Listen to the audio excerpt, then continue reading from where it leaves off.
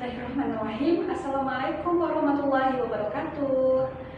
Apa kabar adik-adik semuanya? Kakak harap semuanya dalam keadaan sehat walafiat dan membudayakan untuk membaca buku di rumah. Serta jangan lupa baca Al-Qur'annya ya.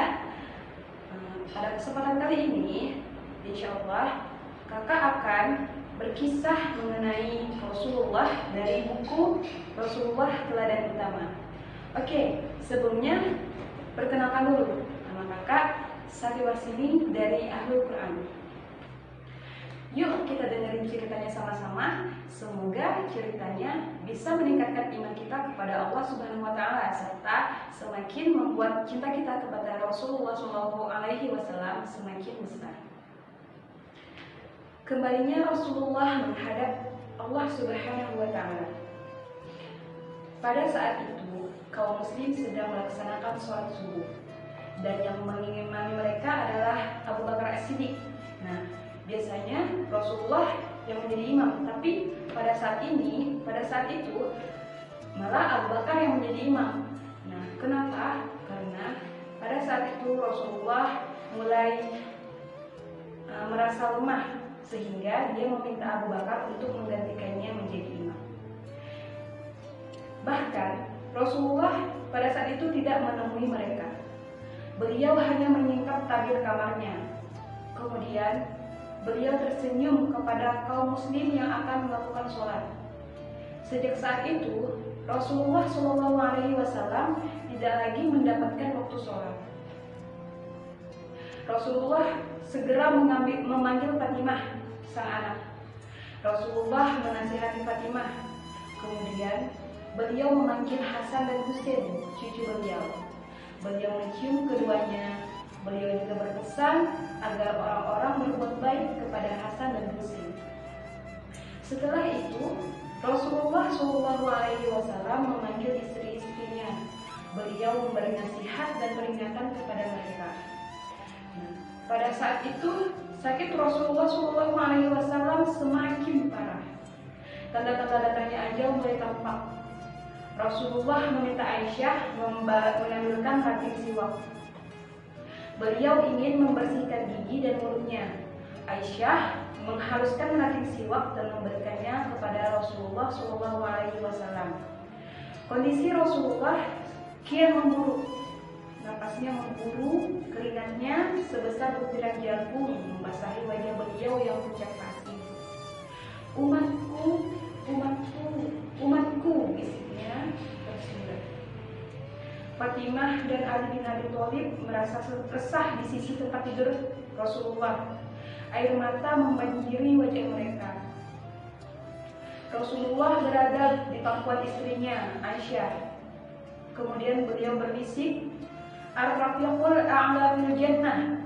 Artinya, Allah yang maha dekat dan maha tinggi di surga. Aisyah menjawab sambil berlinang air mata. Demi zat yang mengutusmu dengan hak, engkau telah diberi pilihan dan engkau telah menjatuhkan pilihanmu.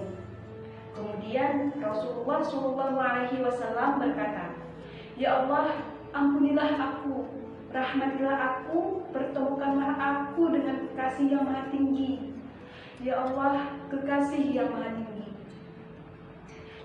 Rasulullah SAW mengulang kalimat terakhir tersebut sampai 3 kali. Lalu tangan beliau pun mulai. Rasulullah SAW pun kembali kepada kekasihnya, yaitu Allah Subhanahu wa Ta'ala. Kekasih yang sangat dia cintai dan sangat mencintai beliau. Tubuh Rasulullah SAW sudah tidak bergerak. Rohnya telah berada dalam genggaman Allah Subhanahu wa Ta'ala. Merebaklah kabar duka itu ke seluruh penjuru Madinah.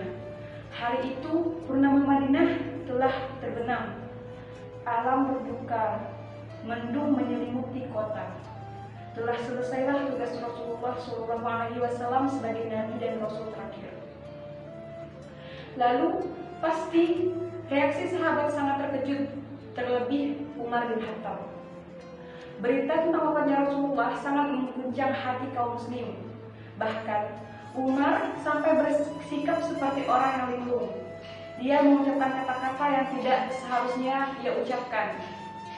Orang-orang munafik mengatakan bahwa Rasulullah SAW telah wafat. Sesungguhnya Rasulullah SAW tidak wafat, tetapi beliau pergi menghadap Rabbnya, seperti kepergian Musa bin Imran. Musa pernah pergi meninggalkan kaumnya selama 40 malam. Lalu dia kembali kepada mereka setelah dikatakan bahwa dia telah meninggal. Demi Allah, Rasulullah SAW pasti akan kembali, ucap Umar. Lalu Abu Bakar pun datang. Dia langsung menuju tempat kediaman Aisyah tanpa berbicara kepada satu orang pun, karena beliau pun memendam kesedihan yang amat dalam. Dia menghampiri Rasulullah SAW yang sudah terbaring kaku dengan ditutupi kain. Abu Bakar menyingkap kain yang menutup wajah Rasulullah SAW. Lalu Abu Bakar mencium Rasulullah dan menangis. Setelah itu dia berkata, Allah tidaklah menghimpun dua kematian pada dirimu. Sementara itu, kematian yang telah ditakdirkan Allah Subhanahu wa Ta'ala terhadapmu sekarang telah engkau rasakan. Lalu Abu Bakar pun keluar. Sedangkan Umar masih berbicara kepada orang-orang. Ia masih seperti orang yang linglung. Lalu Abu Bakar berkata kepada Umar, "Wahai Umar, duduklah." Namun Umar tidak mau duduk. Orang-orang bergegas mendekati Abu Bakar dan meninggalkan Umar. Lalu Abu Bakar segera membacakan firman Allah Subhanahu wa Ta'ala pada surah Ali Imran ayat 144.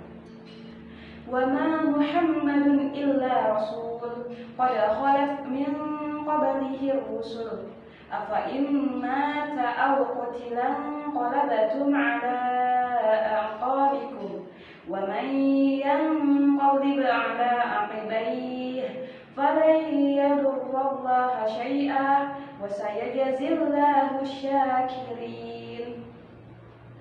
Dan Muhammad hanyalah seorang rasul.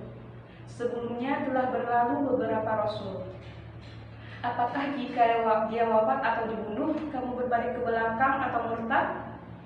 Barang siapa berbalik ke belakang, maka dia tidak akan merugikan Allah sedikit pun. Allah akan memberikan balasan kepada orang yang bersyukur. Nah, setelah mendengar ayat itu, Umar merasa tidak berdaya. Kedua kakinya lemas sampai-sampai ia terduduk di tanah. Barulah dia benar-benar menyadari bahwa Rasulullah SAW telah meninggal dunia. Air mata sudah tidak terbendung lagi. Setiap orang yang mendengar berita itu tidak kuasa menahan tangis. Rasulullah SAW, manusia paling mulia, telah pergi untuk selamanya. Budi pekertinya yang luhur sungguh tidak akan bisa dilupakan. Kasih sayangnya kepada setiap insan sangat membekas di hati. Kaum muslim merasa sangat kehilangan. Sekian dulu cerita dari Kak Sati tentang wafatnya Rasulullah SAW. Semoga apa yang kakak ceritakan, apa yang kakak sampaikan bisa dipetik hikmahnya, bisa bermanfaat untuk adik-adik sekalian. Akhirul kalam, assalamualaikum warahmatullahi wabarakatuh.